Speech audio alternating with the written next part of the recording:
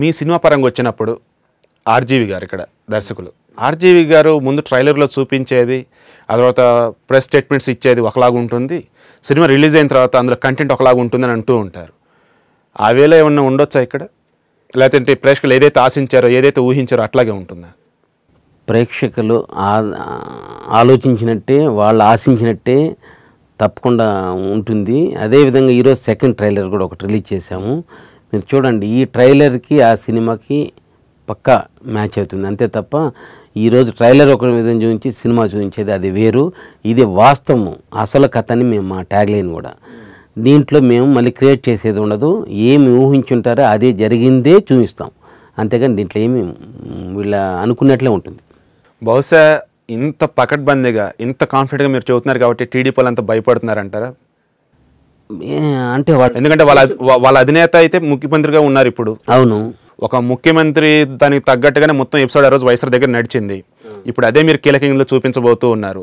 మీ ట్రైలర్లో కావచ్చు, టీజర్లో కావచ్చు, పోస్టర్లో కావచ్చు, ఎక్కడ చూసారే ఒక పక్క మహానుభావుడు అనేటువంటి అన్న ఎన్టీఆర్ ఉంటున్నారు, మరొక పక్క మీరు ఏ వ్యక్తి గురించి చెప్పదలుచుకున్నా ఆ వ్యక్తి ఉంటూ ఉన్నారు.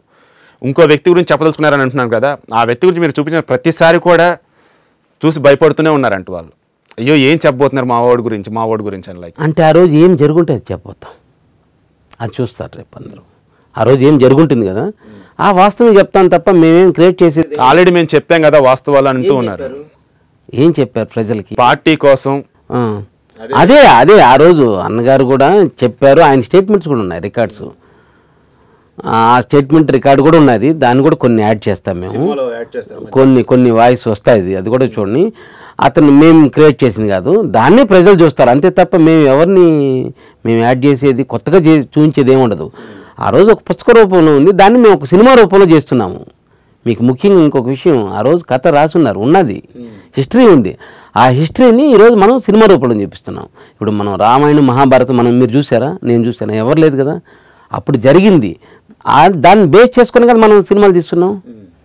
అదేవిధంగా ఆ రోజు జరిగిన పురాణంలో ఉంటుంది, ఇలా ఉంటుంది, ఇలా సుందరకాండ అలా జరిగింది ఉంటుంది, ఈరోజు తీస్తాడు. అదేవిధంగా రామారావు గారికి ఒక చరిత్ర ఉంది, దాన్ని ఈరోజు మేము ఆ పుస్తక రూపంలో ఉండేదాన్ని మేము సినిమా రూపంగా ప్రతి ఒక్కరికి అర్థమయ్యేట్లు చూపిస్తాం, అంతే తప్ప కొత్తగా మేమేమి దాంట్లో యాడ్ చేసేది ఉండదు. నేను మీ భద్రం, మీరు చూసిన వీడియో నచ్చితే లైక్ కొట్టండి, ఇంకా బాగా నచ్చితే షేర్ కొట్టండి. Hi everyone, I'm Nandini Rai. Please do subscribe to i5 Network. Hi guys, this is Priyanka Jalkar. You're watching me on i5 Network. For more interesting videos and film updates, please subscribe to i5 Network. Hi, this is Ramya Paspaleti. Please subscribe to i5 Network. Please watch and subscribe i5 Network. Please subscribe to i5 Network. Hi, nenu mi Madhunandan. Please subscribe to i5 Network and please support i5 Network. Thank you.